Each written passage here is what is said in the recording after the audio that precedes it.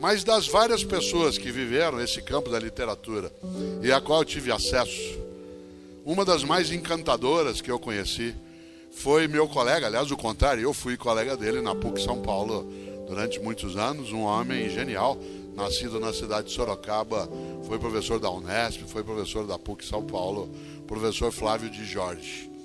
Professor Flávio de Jorge, que faleceu, né, em 2012, um homem genial, que falava 17 idiomas. 17 idiomas. Ele dominava 17 idiomas.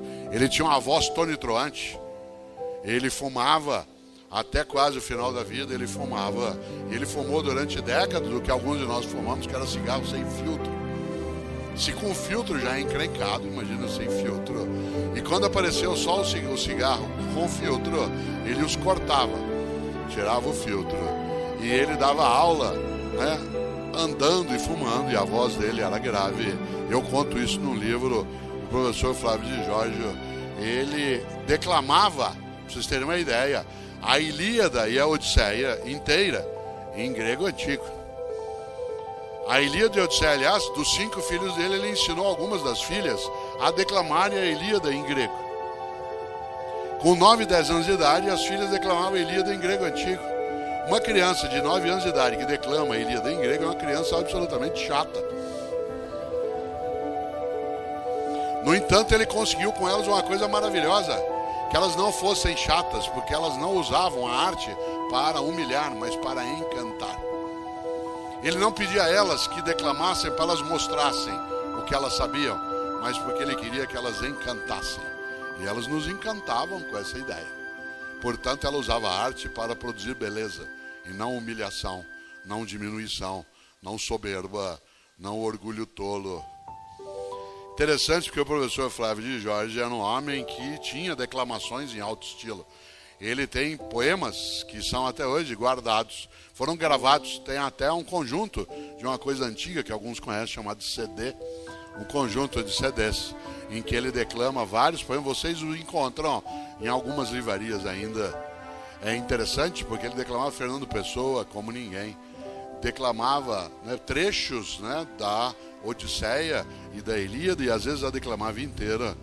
E vez ou outra a gente tinha algumas atividades em comum na PUC São Paulo, e eu tive a ocasião de, em alguns momentos, fazer com ele uma coisa especial.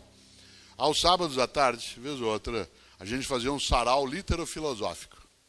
Isto é, ele falava de literatura clássica greco-romana e eu falava um pouco de filosofia greco-romana. Era livre, ia quem quisesse. Ficava lotado de gente. O que levaria um ser humano em sã consciência aí no sábado à tarde ver alguém falar de literatura e filosofia greco-romana? Uma única coisa: abrir a cabeça. O melhor de mim é aquilo que eu ainda não sei, aquilo que eu desconheço, aquilo que me renova, aquilo que me coloca numa rota de criatividade, não de esgotamento. E o professor Flávio de Jorge, com aquela voz tonitruante, ele estava um dia na sala declamando a Ilíada. Vocês sabem que a Ilíada é uma obra atribuída a Homero, não há uma autoria certa, em forma de poema. Ela é belíssima. Ela tem uma versão para crianças da Ilíada Odisseia. A melhor tradução para crianças que eu já vi é da Ruth Rocha, que tem Ilíada e Odisseia. Se você tiver crianças, você faça isso. Leia para elas. A obra em si, para adultos, ela é um pouco mais sofisticada. Mas para criança, a Ilíada e a Odisseia, na versão feita pela escritora Ruth Rocha, ela é quase imbatível. E é maravilhoso imaginar o quanto que essa literatura percorre o tempo. Vocês sabem que não se tem certeza se Homero existiu.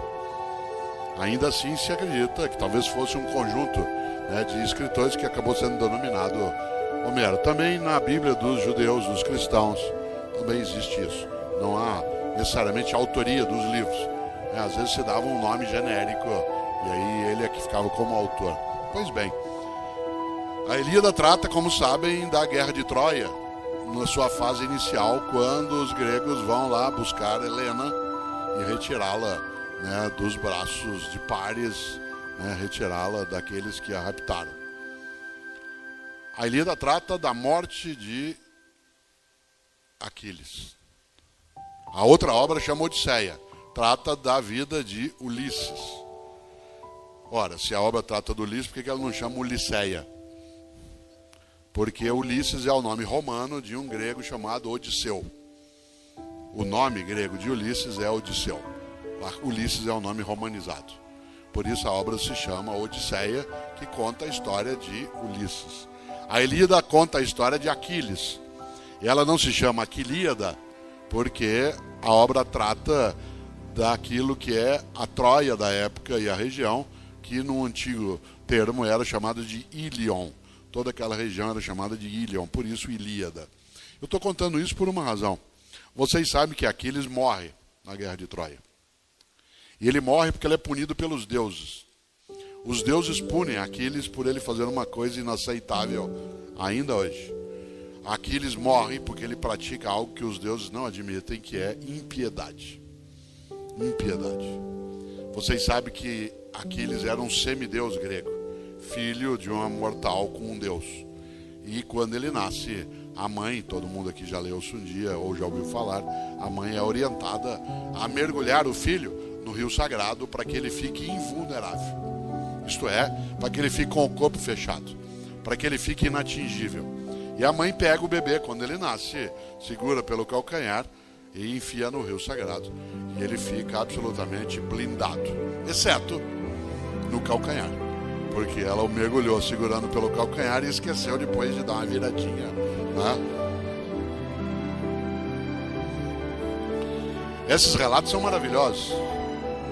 Aquiles morre com uma flechada no calcanhar.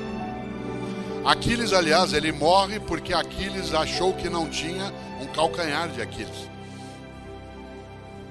Aquiles achou que era invulnerável por completo, e ninguém o é. Aquiles achou que era inatingível por completo, e ninguém o é. Por isso Aquiles morreu com uma flechada no calcanhar, porque achou que não tinha um calcanhar de Aquiles, mas o Aquiles tinha um calcanhar de Aquiles, que era o próprio calcanhar. E a história mostra que os deuses permitiram que os troianos atingissem Aquiles no calcanhar, porque ele praticou impiedade. Ele matou em combate o filho do rei de Troia, e em vez de entregar o filho para os pais poderem sepultá-lo, chorá-lo, honrá-lo, ele decidiu humilhar os derrotados. E ele amarrou o corpo do filho do rei de Troia numa biga, aquele carro de 2 cavalos, e em vez de entregá-lo à família, para que a família o desse a ele um sepultamento e pudesse pranteá-lo, chorá-lo, ele ficou com o cadáver na frente das muralhas de Troia, arrastando para lá para cá até destruir o cadáver. Impiedade. Uma pessoa ímpia é aquela que vence e humilha, derrota e ofende, ultrapassa e esmaga. Piedade é uma virtude. É a virtude de vencer sem esmagar, derrotar sem ofender, ultrapassar sem humilhar. Aquiles ensina na Ilíada que não se admite a impiedade.